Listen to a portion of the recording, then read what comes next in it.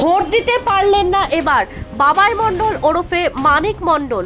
Voter তালিকা থেকে নাম উধাও, ক্ষোভ 14 নম্বর ওয়ার্ডে।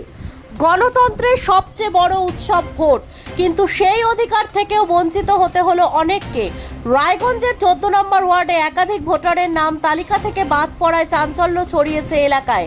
শুধু বাবাই মণ্ডলই নন, 14 নম্বর ওয়ার্ডে এমন বহু ভোটার রয়েছেন যারা এবারে নিজেদের ভোটাধিকার প্রয়োগ করতে পারেননি। অন্যদিকে এলাকার বহু মানুষ নির্বিঘ্নে ভোট দিলেও নাম বাদ পড়া নিয়ে ক্ষোভ বাড়ছে বঞ্চিতদের মধ্যে।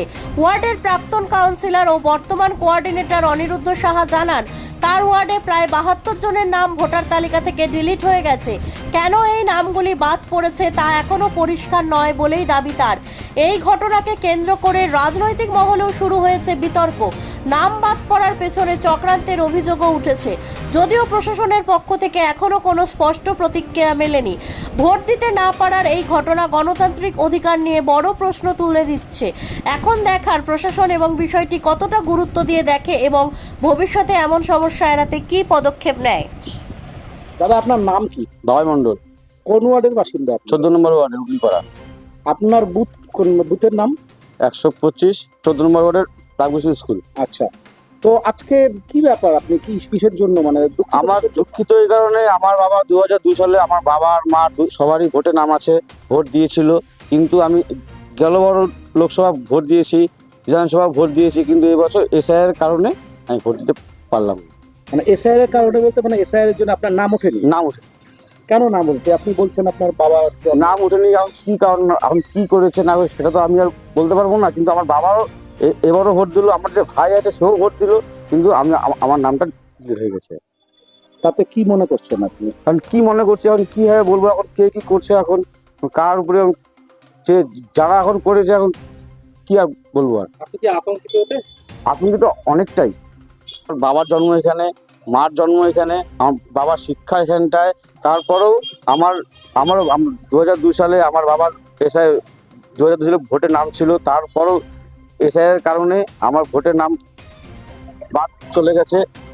এর থেকে আর দুঃখ, এই আমাদের পশ্চিমবঙ্গে একটা এসআইআর এর ক্ষেত্রে ভোটার কার্ড, আধার কার্ড সমস্ত কিছু জমা দেওয়া ছিল। আধার কার্ড আছে, প্যান কার্ড আছে, ভোটার কার্ড আছে, সমস্ত কিছু আছে, তা সত্ত্বেও আমি ভোট দিতে পারছি না। এই গণতন্ত্র, যে পশ্চিমবঙ্গে গণতন্ত্রের যে উৎসব হচ্ছে সেই উৎসবে সামিল হতে পারলেন না, কি বলবেন?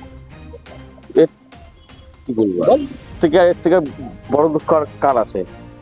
বলছি দাদা, 14 নম্বর ওয়ার্ড আপনার ওয়ার্ডে এবার নির্বাচনে এসআইআর এ কতজনের নাম বাদ গেল? আমার এসআইআর এ প্রায় 72 জনের নাম কাটা গেছে। তারা তো ভোট দিতে পারলো না। হ্যাঁ, তারা ভোট দিতে পারছে না। কি বলবেন আমরা এই ব্যাপারে? তৃণমূল কংগ্রেসের পক্ষ থেকে অনেকবার চেষ্টা করেছি, কিন্তু তাদের নাম কি কারণে কাটা গেছে নির্বাচন কমিশন আজ পর্যন্ত আমাদের কাছে বারবার আমরা যদি লিখিতভাবে আকারে চেয়ে থাকি, তার আজ পর্যন্ত সেটা লিখিত আকারে বা কোনো কারণ দেখাতে পারেনি। যেসব লোকের নাম কাটা গেছে তারা 30 থেকে 35 বছর ধরে ভোট দিয়ে এসছে। কারো বয়স হয়তো 28, কারো বয়স হয়তো 68, কারো বয়স হয়তো 70, কিন্তু তাদের কি কারণে বাদ গিয়েছে, হয়তো স্বামীর আছে স্ত্রীর নেই, বাবার আছে হয়তো মার নেই, এরকম প্রচুর লোকের নাম কাটা গিয়েছে। সকলেই হিন্দু, এখানে না কোনো রোহিঙ্গা আছে, না কোনো মুসলিম আছে।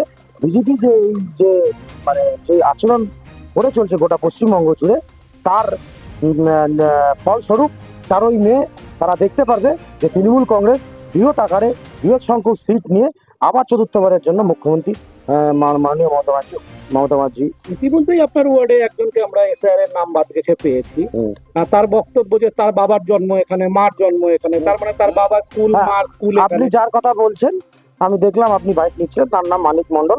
তার বাবা বিগত 40 থেকে 35 বছর ধরে ভোট দেয় এবং তার মাও সেই হিসাবে ভোট দেয়। কিন্তু তার কি করে নাম কাটা যায়, সে বিগত দিনেও তো ভোট দিয়ে এসছে। তার নিজের এজ এখন 37, সে তো বিগত দিনে কি সে ভোট দেয়নি? 18 বছরের পর থেকে বাকি দিনগুলো সে ভোট দেয়নি? নিশ্চয়ই দিয়েছে। কিন্তু বিজেপি যেই বর্বরতা অত্যাচার করে চলছে মানুষের প্রতি, তার ফল তারা 4ই মে ভোট বাক্সে দেখে নেবে।